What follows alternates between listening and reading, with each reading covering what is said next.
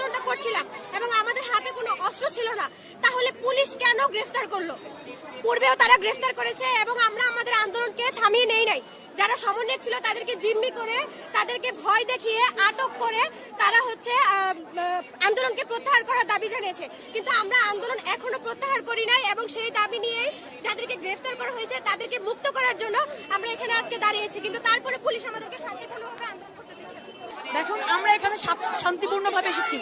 আপনারা যেটা থাকেন আমাদের আন্দোলনের মূল কারণটা আপনারা জানেন, যেহেতু আপনারা জানেন সেই অর্থে বলবো, আমরা এখানে সাধারণ যত স্টুডেন্ট দেখছেন, এই স্টুডেন্টরা কেউ কোনো খারাপ অধিকারের জন্য, কোনো প্রতিবাদের জন্য আসে নাই, কিন্তু এখানে আমাদের সকালবেলা আজকে আমরা এখানে অবস্থান করেছি 12টার দিকে, আমাদের কর্মসূচি হওয়ার কথা ছিল 12টার দিকে। এখানে এসে দেখেছি যে পুলিশ ঘেরাও করে রেখেছে, এমনকি আমাদেরকে অনেকগুলো পুলিশ মিলে ধাওয়া করেছে।